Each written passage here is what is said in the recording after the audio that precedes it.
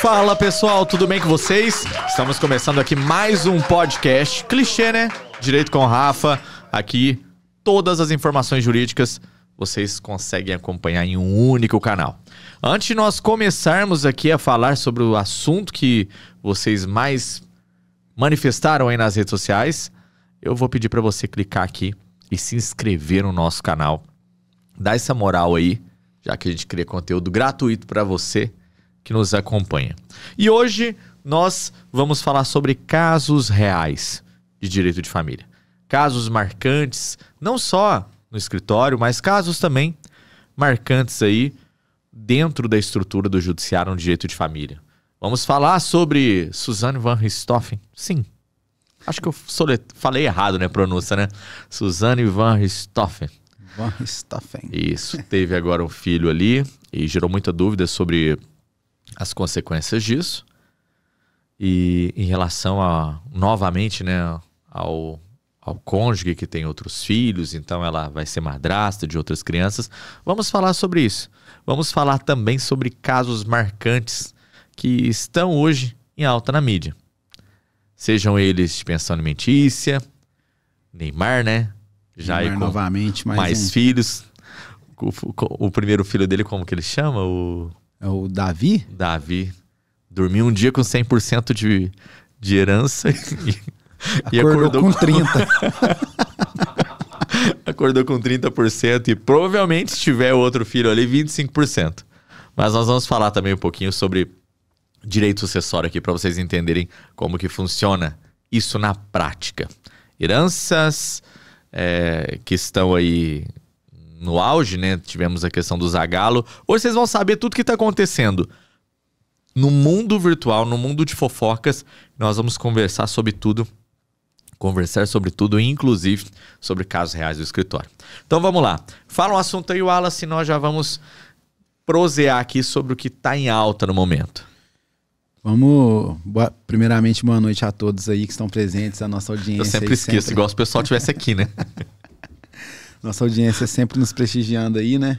Vamos começar pelo caso do Neymar, que foi o que está em alta aí na nossa semana aí. Como que vai funcionar essa sucessão dele? Porque é o que a mídia tá falando, que é mais um herdeiro vindo aí. Não só a questão sucessória, né? Pra gente falar em sucessão, a gente tem que pensar na eventual morte do Neymar. Então, sendo bem sucinto aqui, usando a título exemplificativo, funciona assim. Se, eventualmente, o Neymar não tiver nenhum cônjuge e vier a falecer, aí os filhos serão parte no patrimônio dele. Se, porventura, Neymar não tiver organizado isso, mas eu tenho certeza absoluta que ele tem um planejamento sucessório muito bom. E o número de filhos interfere? Claro que interfere. Um filho, um percentual de partilha. 2 filhos, o percentual dividido por 2. 3 filhos, dividido por 3. E assim por diante. Mas não interfere somente nas sucessões do número de filhos. E nós recebemos muitas e muitas e muitas mensagens se o número de filhos do Neymar interferiria em eventual pensão alimentícia. Acredito que a resposta mais plausível para isso é não. Não por quê? Porque nós não estamos falando de uma pessoa que não tem condições de prover o sustento e um padrão de vida elevado para todos os filhos. Com o valor do salário do Neymar hoje, o patrimônio que eu acredito que ele tenha, pelo que a mídia expõe, ele poderia ter 10, 15 filhos, que ele conseguiria manter todos no mesmo padrão. Eu não sei nem porque o alvoroço da imprensa, dos portais de fofoca, sobre a quantidade de filhos, cabe somente a ele definir. Eu tenho certeza que todos os filhos vão ter um padrão de vida muito, muito elevado. O que é diferente, obviamente, de um pai assalariado. Vamos usar então esses 2 parâmetros para dar esses exemplos às nossas seguidoras aqui. Um cara que recebe R$2.000, por exemplo, e ele tem um filho, usualmente aplica-se ali entre 30% e 35% da renda líquida dele para esse filho. Quando ele tem outro filho, a remuneração dele permanece a mesma, R$2.000. Certo. Nós temos já jurisprudências, nós temos decisões, inclusive no Tribunal de Justiça do Estado de São Paulo, que fala que se o cara optou por ter outro filho, sabendo do compromisso do primeiro, é um problema dele, que trabalhe mais, que busque outras fontes de renda. O primeiro filho não pode ser prejudicado pela irresponsabilidade do pai, que não tendo outros recursos e outros meios de prover outros filhos, mesmo assim escolheu ter esse filho. Sim. Aí ficaria restrito e talvez houvesse uma diminuição numa eventual decisão que fosse contrária a esse exemplo que eu acabei de dar. Talvez nós tivéssemos ali uma decisão na qual a pensão do primeiro filho reduziria um pouco. Não tem essa de dividir 30% por 2, por 3, por 4, senão fica muito fácil. O cara sabe, igual um empréstimo consignado, ele sabe que ele tem um limite de 30%, ele pode ter quantidade de filhos que eventualmente queira ter. Não funciona assim na prática. Mas, usualmente, e aqui sem querer enganar ninguém que nos assiste, como alguns advogados fazem, nós sabemos muito bem que um filho, a margem usual é 30%, 2 filhos já é uma margem usual de 20% para cada um, margem usual. Não tem na lei isso, mas usualmente aplica. 3 filhos, 15% para cada um, para esses pais que são seletistas. Agora, na outra ponta, nós temos o Neymar, que tem uma renda milionária e dentro daquele exemplo que nós sempre utilizamos, né? Proporcionalmente, ele tem condição de pagar 200 para o primeiro filho, 200 para o segundo filho, 200 para o terceiro filho, 200 para o quarto, para o 10º, para o 20º, e mesmo assim não vai atrapalhar, não vai alcançar a renda dele de forma que impeça o sustento e a sobrevivência. Porque o judiciário brasileiro ele utiliza essa premissa de que não pode prejudicar o pai e a subsistência dele se a pensão alimentícia for superior ao percentual tal. Poxa, o cara devia ter pensado isso antes, feito uma vasectomia. Inclusive é você que nos assiste, pai, se você pensa em ter outro filho, mas não está dando conta de sustentar o primeiro, então já interrompa seu sonho de multiplicação sem ter condições e faça uma vasectomia, muito mais barato. Até depois você pesquisa aí quanto custa uma vasectomia pra gente informar esses caras aqui. Mas eu acredito que seja um valor ali bem menor do que um anual de pensão. É 1.500 conto. Aí, ó, 1.500. O Burgo já até sabe. Já que ele não quer que interfira na subsistência do indivíduo, então... Então faça a vasectomia. Inclusive, hashtag aí, vasectomia já. O SUS faz também, de graça. E até dando um exemplo, Alice, aproveitando aqui a deixa, de um caso real do nosso escritório. Eu não vou citar nomes, não vou citar quem que é o cidadão, mas nós sabemos que ele trabalha na aviação. E foi um caso bem complexo, porque ele tinha um filho. Olha para você ver o que esse pai fez. Ele já tinha um filho com a nossa cliente. Sim. Já estava pagando um valor legal, dentro do percentual ali usualmente aplicado. Aí ele resolveu se envolver e é direito de qualquer pessoa reiniciar a família, tentar com outra pessoa, até construir uma nova família. Ninguém está falando que um pai não pode ter 2 famílias, não pode ter 2 filhos com mães diferentes. Ninguém está falando isso. Mas nós estamos falando da responsabilidade que é criar outro filho sabendo que você não está dando conta de pagar as despesas do primeiro. Porque na cabeça de um pai irresponsável, ele fala assim, tô pagando 300 para um, vou pagar 300 para o outro e pronto. Como se o filho sobrevivesse com 300 reais. Não paga nem uma quinzena de frutas. Todos sabem. O problema deste caso específico foi, o cara já tinha um filho com a nossa cliente e ele resolveu ter outro filho com a atual companheira dele. E aí, ele entrou para reduzir a pensão do primeiro filho. Ou seja, na gravidez, ele já entrou pedindo a redução. Então, deu muito na cara que, poxa, vou entrar com a revisão para diminuir de um filho para jogar para outro filho. Não funciona assim. A pensão alimentícia não é uma balança. Deixa eu tirar um pouquinho daqui e colocar para o outro lado para ficar o mesmo peso. Não. O lado de cá tá pesado para você... Então, não tenha outro filho se você não está dando conta. E se você quiser ter outro filho, tudo bem. Tenha 2, 3, 4, 5, 10, 20, como nós usamos o exemplo aqui. Mas trabalhe para criar os 10, 20 filhos. Não existe essa, em nenhuma hipótese, do cara ter um filho. E o judiciário brasileiro... O judiciário não. Nós precisamos urgentemente de uma lei que deixe claro que a obrigação paterna, quando há mais de um filho, ela não deve ser divisível, né? Dividida com o outro filho. Ela deve ser acrescentada. Então, o mínimo de pensão alimentícia é 30% do rendimento líquido. Você tem 2 filhos, que pague 30 para um e 30 para outro. Lembrando que nós temos também que ter um dosador. Porque se o cara tem um filho e está pagando 30%, que dá R$400, e ele quer ter outro filho para pagar mais 30%, então que pague R$800, R$600 para o primeiro, que ajudaria. Nós estamos falando de base de subsistência. E no Brasil não tem isso. No Brasil, o Brasil é uma piada, o judiciário, na verdade. O cara pode ter 1, 2, 3, 4, 5, 6 filhos e ele vai conseguir ali sempre reduzir a pensão. Não poderia existir uma lei que aplicasse o princípio que você falou de adicionar, né? E ter uma equidade ali. Adiciona o valor e... Mas equipara. No Brasil, essa equidade ela vai ao contrário, né? Ao invés de, tipo assim, o primeiro já recebe 1.000. Então ele teve o segundo, vamos igualar o 1.000 também para o segundo. Não, o que ele faz? A equidade no Brasil é assim, ele tem um filho que paga 1.000, teve outro, então vamos dividir por 2, 500 para cada um. Equipara ali, por baixo. É ridículo isso, né? Quem me acompanha sabe que eu tenho um posicionamento bem categórico. Se o cara quis ter outro filho, já tendo uma responsabilidade do filho anterior, ele que trabalhe o dobro para criar 2 filhos. Rafael, mas a gente não pode penalizar e proibir o cara de querer constituir nova família, de querer ter outro filho. Concordo. Mas trabalhe e proporcione um padrão de vida digno para 2 filhos. Quer ter 3 filhos?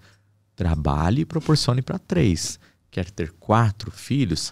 Trabalhe e proporcione para 4. Não é dividir o que ele ganha para 3, 4 filhos. O cara que faz isso é um baita de um irresponsável. E aí eu sempre torço para que as mães se unam. As mães que tiveram filho com esse cara. E botem 2, 3, 4 vezes na cadeia. Ali ele vai entender a importância do que a gente fala, né? Pegar 16 caras numa cela de 4x4 e entender que número no lugar restrito é a mesma coisa de um valor de pensão restrito a 2, 3 crianças ali. Certo. Pegando o gancho que você disse no início da sua fala do Neymar, vamos pegar o assunto aqui que foi falado também do Zagallo, que o Zagallo realmente sim já aconteceu, né? O falecimento dele e... Ele deixou mais para um filho, né? Deixou em pauta aí essa questão da sucessão do Zagallo. Do Zagallo, assim, ele... Muito na cara, todo mundo tem o seu filho favorito. Eu não li a notícia para saber quais os problemas, mas pelo que eu vi na mídia ali, estava falando que ele tinha alguns probleminhas, ou às vezes não tem, mas teve uma preferência ali para um dos filhos e assim ele deixou um montante maior para um filho específico. Pode fazer isso? Pode. Tem abertura legal para isso? Tem. Se eu for entrar aqui no mérito, a gente vai acabar entrando em situações que eu vou ter que explicar como que funciona uma sucessão e a gente não conseguirá fazer tudo isso num podcast. Mas a resposta mais pontual é: Rafael, eu posso deixar um percentual maior para um filho em detrimento de outros? Pode sim. Você tem que respeitar, obviamente, a parte legítima, a legítima que a gente chama, e você pode, inclusive, tirar desses filhos e deslocar para outra pessoa. Um morador de rua, um amigo. Você pode fazer isso. Tranquilamente. E foi o que o Zagallo fez. Aqui na notícia diz o seguinte, que ele deixou 50% para o filho mais novo, no caso, e os outros 50%, obrigatoriamente, ele solicitou que fossem divididos pelos 4 outros filhos. O que ele deve ter feito fez um testamento, deixou 50% para esse filho, ok, preservou a legítima de 50%, que você tem que deixar ali para os herdeiros, que eu acho ridículo também. Nós devemos ter aí uma modificação no Código Civil, acredito eu, em relação à sucessão. E aí, suponhamos, ele tem 4 filhos. Aí ele pegou esse mais novo, pelo que eu entendi, né? Deixou 50% para ele. E os outros 50% da parte legítima divide entre os 4. Certo. Então dá 12,5% para cada um. No final das contas, aquele filho mais novo, uma questão matemática aqui só, superficial, porque eu não li a notícia, Sim. ficaria com 62,5%. Exatamente. O que mais que você tem aí para perguntar de casos reais? Vamos lá.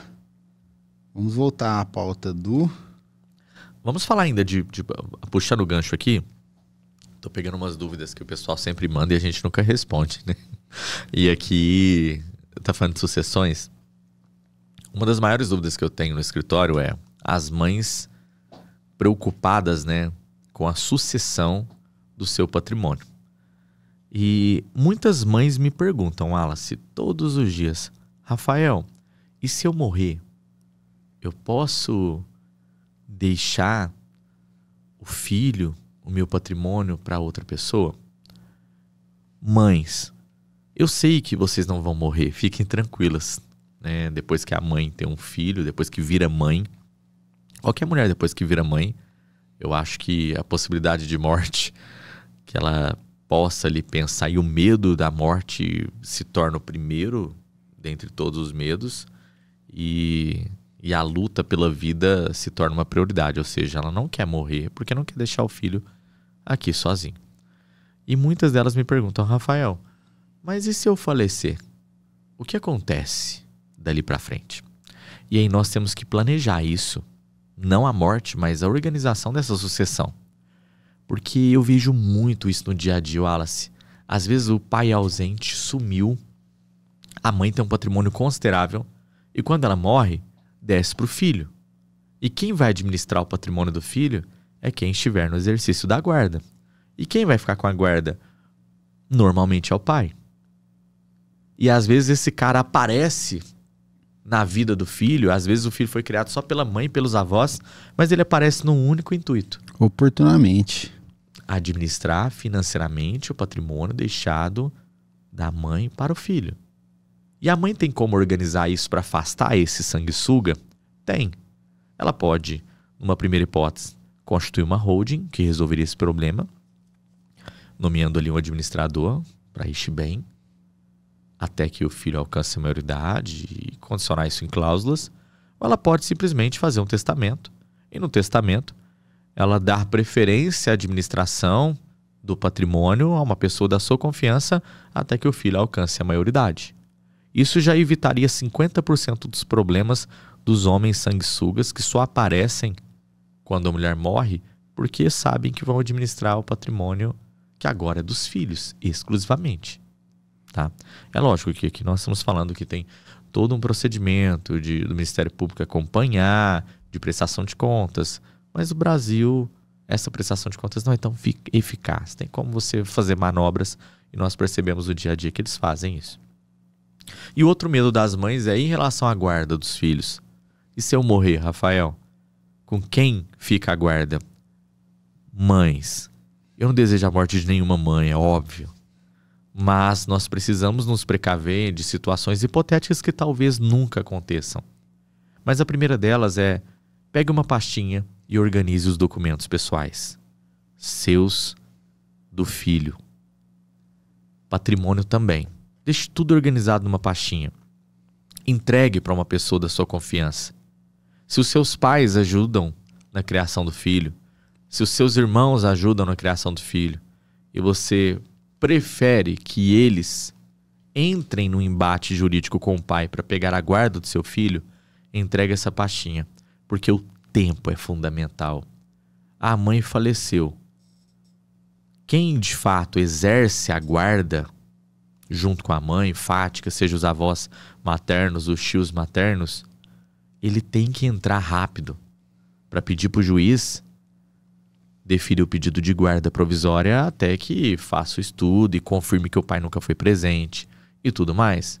Então não entregue os filhos, o filho, na verdade, imediatamente é um pai ausente, de forma alguma. Mas para isso é preciso entrar na justiça antes desse pai. E por isso é importante você ter esses documentos já ajustados. Documentos pessoais da criança, documentos pessoais da mãe, declarações de pessoas de próprio punho, declaro para os devidos fins que fulano de tal exerce a guarda, que o pai é ausente, tal. Fotos, o que tiver de provas. E deixa essa pastinha pronta para o advogado não precisar perder tempo solicitando documentos naquele momento de luto, de tensão, que a gente sabe que é difícil. E já deixe conversado, é uma conversa que ninguém quer ter, mas já deixe conversado com a pessoa que você prefere que brigue pela guarda do seu filho. É uma precaução realmente, né? Porque... Sim, ninguém quer falar de óbito. Né? Ali o pai pode organizar uma manobra e ser mais rápido. Igual você disse, e entrar primeiro com um pedido de guarda, e isso vai complicar realmente ali. Tivemos um caso real de... É triste essa história, né? Mas a mãe morreu. A criança tinha 7 anos, salvo engano. O pai, ela faleceu. O pai foi na escola com a certidão de nascimento e certidão de óbito e retirou a criança. Os avós não se preocuparam, lógico, naquele momento de dor. Perdeu a filha, fazia, salvo engano, um mês e meio.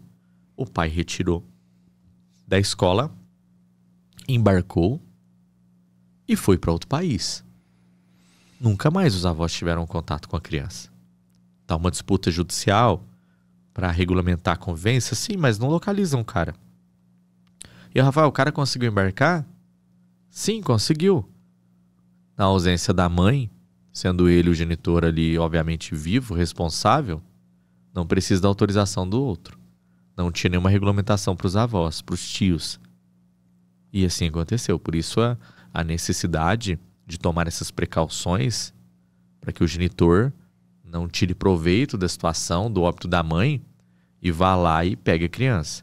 E aqui eu não estou querendo falar, não estou trabalhando a hipótese de que os pais sobreviventes não merecem cuidar dos filhos quando a mãe falece.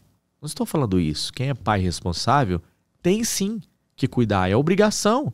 A mãe não fez sozinha.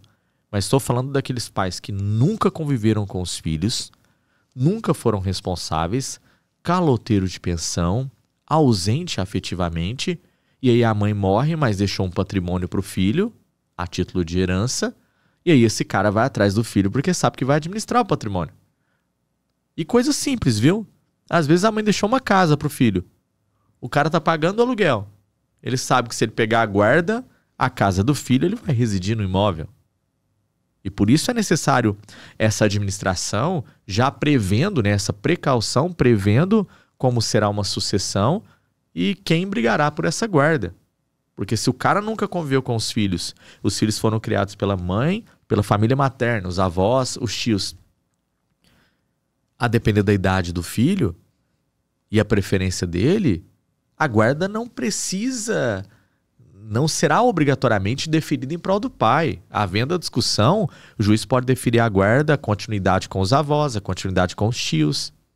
Sim. Na família materna. Mas é necessário conversar sobre isso. Ninguém quer falar sobre a possibilidade da mãe morrer. Mas é necessário que tenha essa conversa com os avós, com os tios, com as pessoas de confiança, para eles saberem como agir. E assim respeitar a vontade da mãe. Existe algum documento? Todo mundo me pergunta, Rafael, existe algum documento que a mãe possa fazer para já antecipar, em caso de óbito dela, que o filho fique com fulano ou com ciclano? Não tem nenhum documento hoje válido que a gente possa utilizá-lo sem o contraditório, sem levar em consideração a paternidade. Mas estes documentos aqui falados podem servir como início de prova documental do desejo, da última vontade da mãe em relação à manutenção de guarda com outra pessoa, que não seja o pai.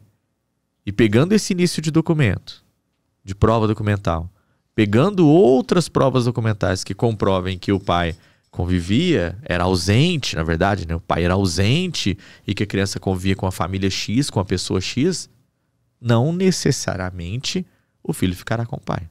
Sim. Doutor Rafael, E chegando algumas dúvidas aqui, pegando o gancho da parte que você disse sobre o holding nas sucessões, tem uma dúvida de um dos nossos seguidores que ele questiona o seguinte: o holding familiar, ele também se aplica em questões relacionadas ao divórcio? Tem como uma pessoa se organizar ali anteriormente ao divórcio em uma holding? Como que funciona essa situação? Sim. Eu não me lembro aqui, eu sigo um advogado que eu acho ele incrível. Depois até farei menção dele aqui nos comentários. E a holding nada mais é do que uma empresa. Uma empresa cheia de flu-flu. Ou seja, na verdade, você já ouviu falar em blindagem patrimonial? Não. Então, nunca ouviu falar alguém falar assim, vou blindar o meu patrimônio. Se você já ouviu falar nessa frase ou nunca ouviu falar, a blindagem normalmente é feita através de holding. Mas ela não tem essa vantagem, igual muitos acham que, vou trabalhar ilegalidade. Não. A holding, ela veio para simplificar os procedimentos, regularizar o planejamento sucessório e não somente o sucessório, mas também em casos como esse que você falou de divórcios, em casos de casamento. Eu gosto muito de usar como exemplo, eu li no livro de introdução à holding, quando eu fiz a especialização, eu não vou falar que o banco, porque pode me prejudicar, mas quase a integralidade de todas as mega empresas brasileiras, os seus CEOs, os seus donos, já estão compostos numa holding. Por quê? Porque você consegue direcionar o futuro da empresa sem se preocupar com sucessões. Vou dar um exemplo mais claro para você. Você é dono de uma multinacional. Dentro dessa multinacional, você está na Bolsa de Valores, por exemplo. Sua empresa está na Bolsa de Valores. Sim. E tudo no seu nome. Uma situação hipotética que dificilmente aconteceria, mas tudo no seu nome.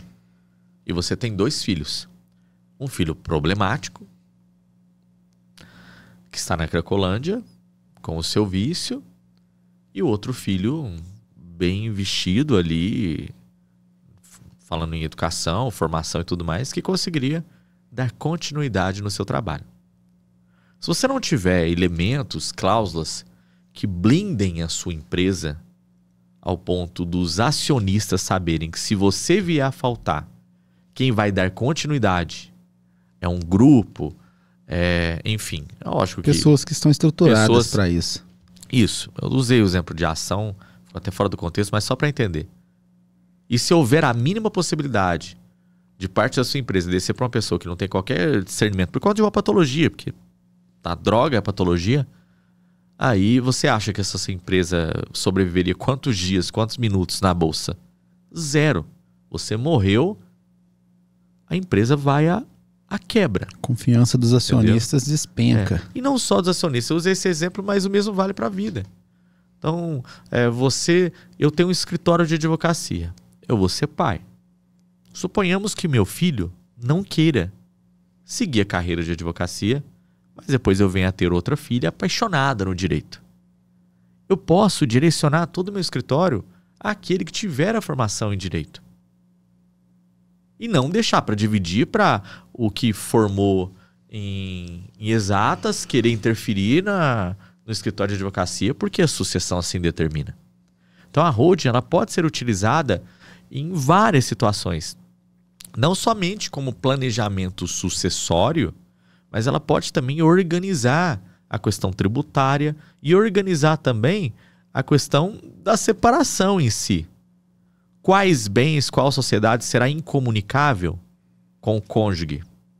Eu sou casado, mas tem uma cláusula na holding que eu participo, que só será admitido o sócio casado sob o regime de separação total de bens. Então dá para organizar isso sim. Certo. Vamos falar um pouquinho agora, Wallace, interrompendo isso da holding. Nós vamos ter uma audiência daqui a pouco. E essa audiência é um caso de um estrangeiro. E aí, eu não vou citar aqui o nome da cliente novamente, mas o cara mora no Uruguai. A gente só cita a parte contrária. E olha para vocês verem a situação. O cara tá devendo uma bolada de pensão alimentícia. Está com mandado de prisão expedido. Nunca veio visitar o filho. Mas agora ele quer levar o filho...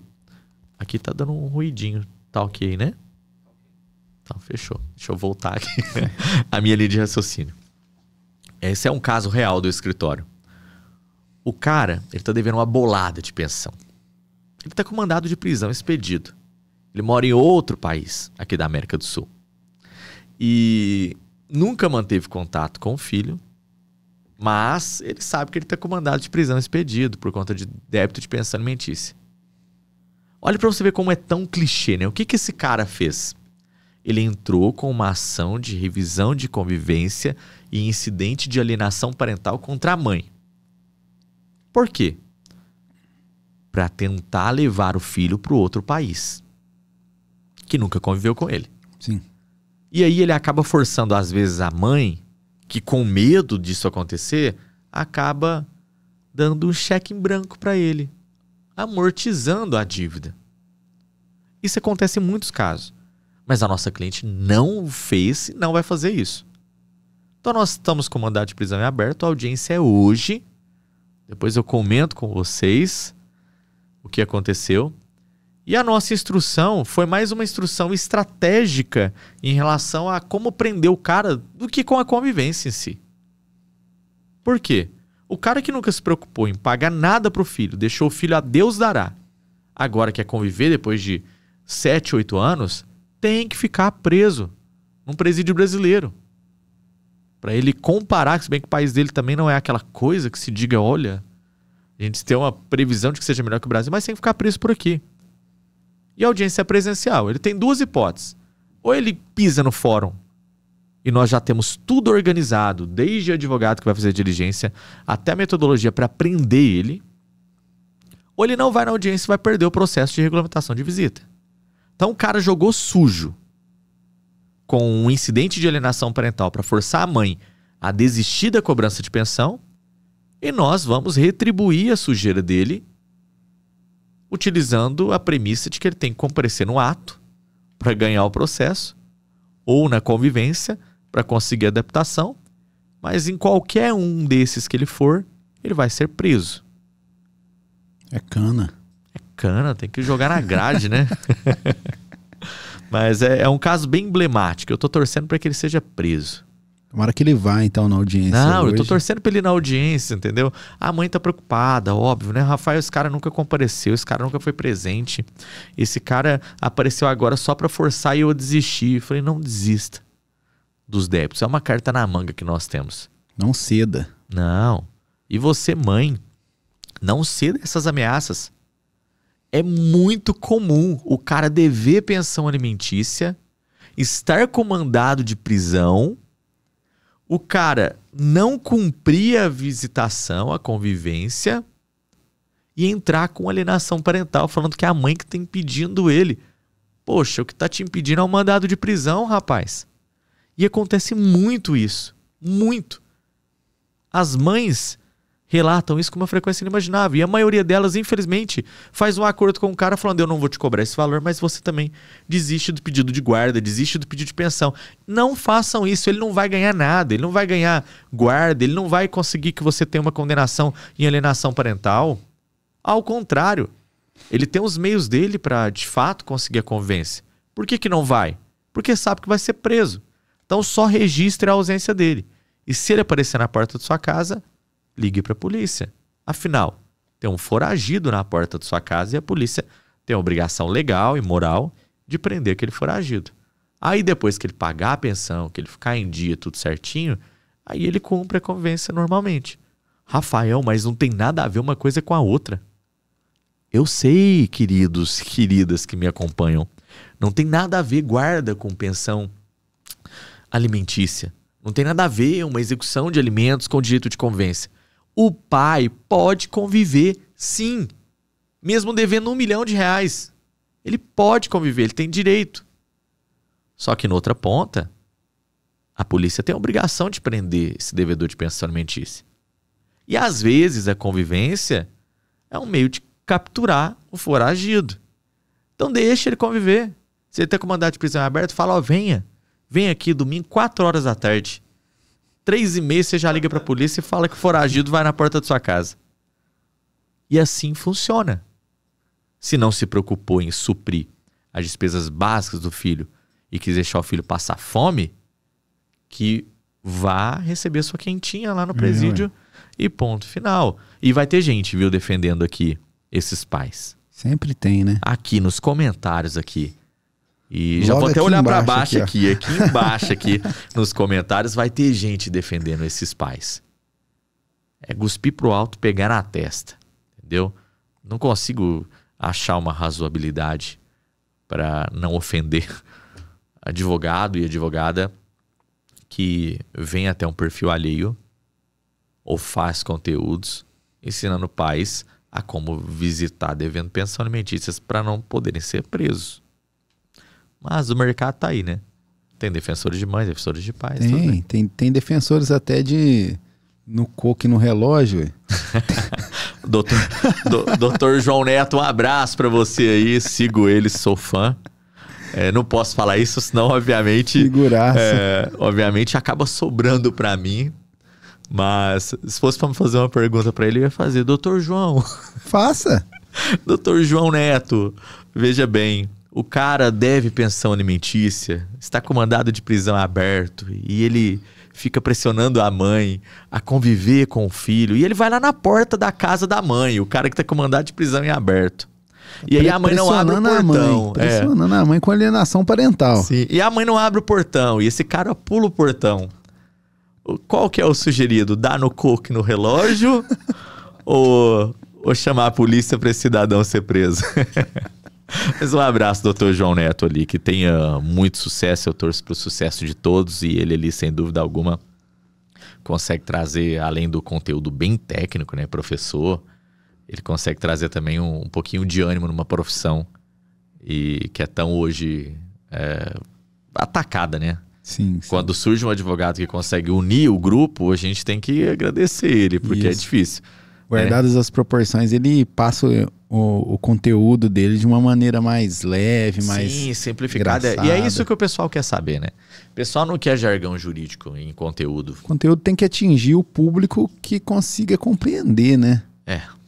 Cadê o Luan aqui para sentar aqui e bater um papo? Mas nós vamos fazer um podcast aqui com ele novamente, só para analisar perfil, viu, Luan?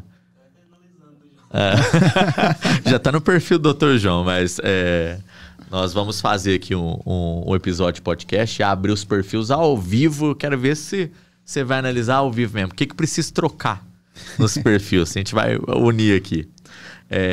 E ainda falando sobre essa questão, né? Nós tava no coco e no relógio e agora falando... Eu ia fazer um tópico, gente, me fugiu aqui da cabeça. Sobre esses advogados, né? Nós estamos falando de advogados e advogadas que defendem a parte contrária. E eu nunca me preocupei com isso. E eu nunca vou me preocupar. Eu vejo ali, às vezes, uma rixa, um advogado ou advogada que defende pai, postando conteúdo de outra colega que defende mãe. Eu vi, às vezes, conteúdo de defensoras de pais sendo postados por defensoras de mães, defensores. E um atacando o outro, sabe? Tem espaço para todo mundo. Então, no trabalhista não tem quem defenda o reclamado e o reclamante? O empregado e o empregador? Então, na família tem quem defenda o pai, defenda a mãe. Eu nunca me envolvo nessas brigas, até porque ninguém nunca chegou a fazer um post de forma pejorativa sobre a minha atuação. Se fizer isso, um doido conhece o outro doido.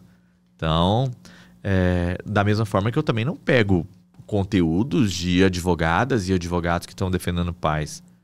Cada um está defendendo o seu, todo mundo precisa trabalhar com respeito. Exatamente. Participei de uma audiência com uma advogada e essa advogada, ela tem um perfil 100% em prol de pais. Ela trabalha na defesa de Maria da Penha, trabalha na defesa de alienações parentais, a favor de pais contra mães. Esse é o nicho dela.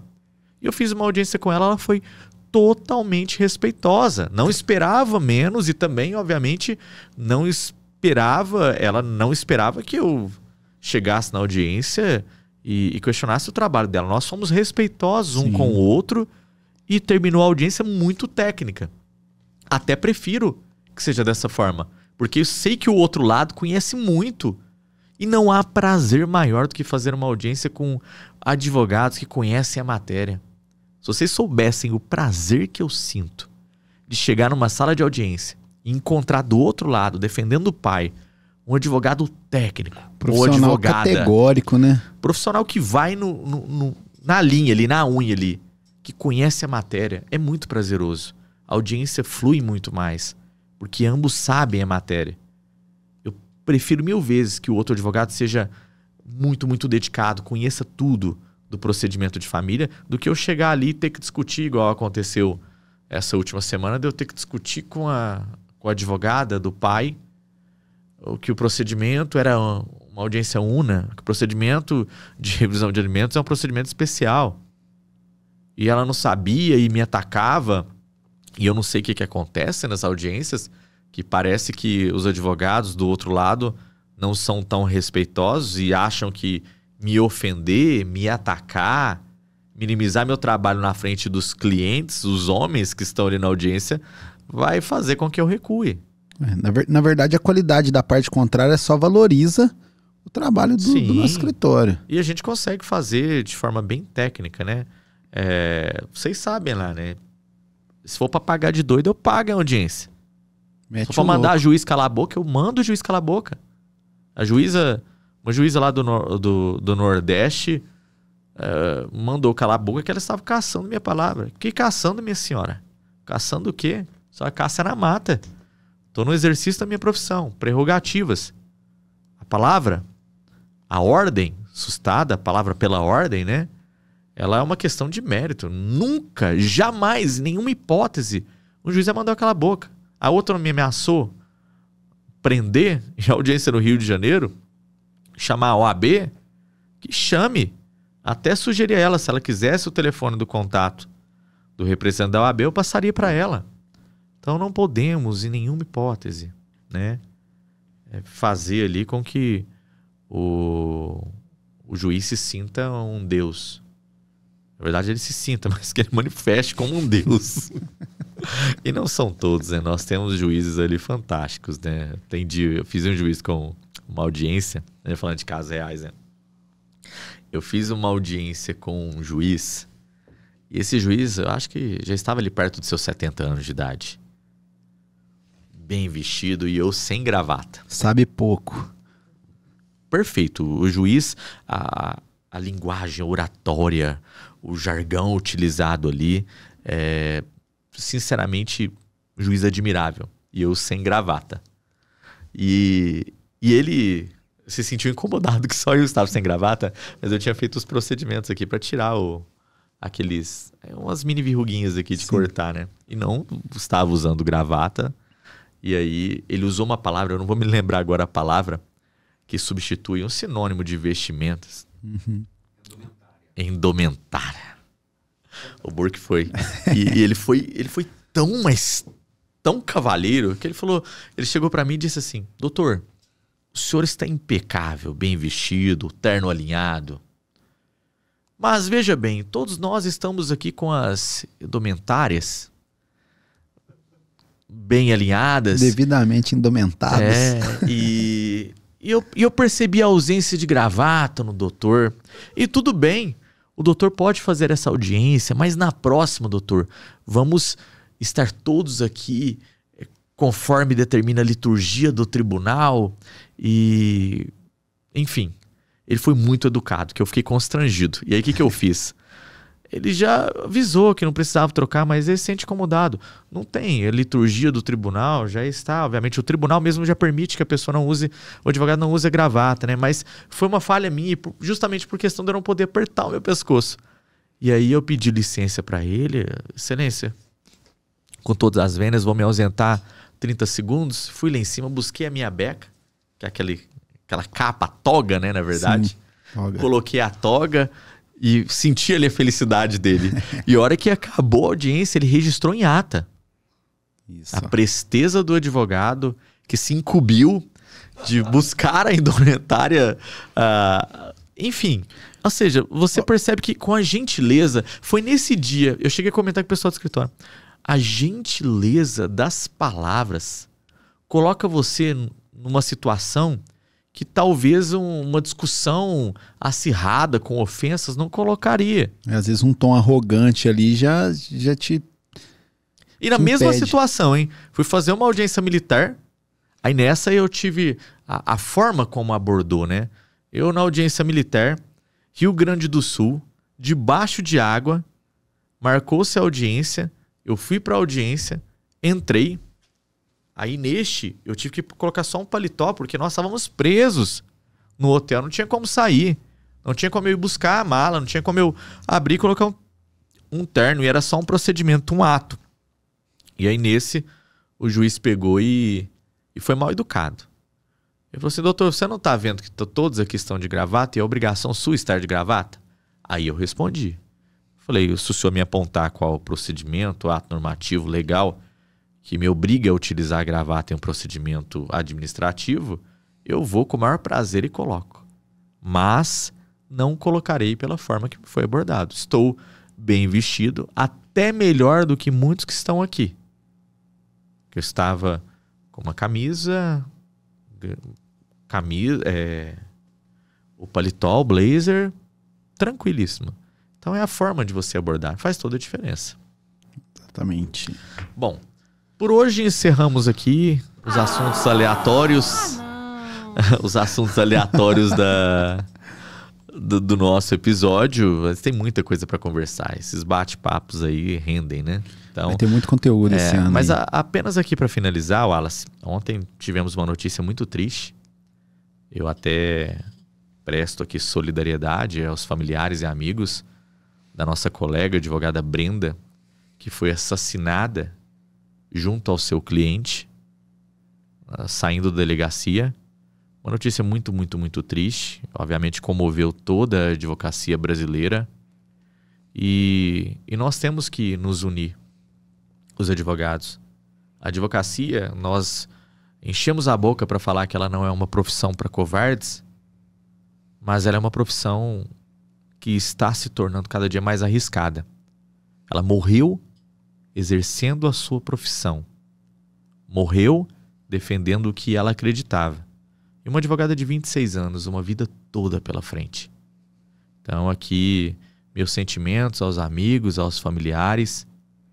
Eu espero que a OAB faça mais do que notas de pesar, faça mais do que soltar notinhas e que realmente trabalhe para que a advocacia seja uma profissão segura. Nós estamos morrendo. Nós, advogados, estamos morrendo todos os dias. Em porta de fórum, em porta de delegacia, dentro dos escritórios, com clientes, sem clientes. E nada é feito.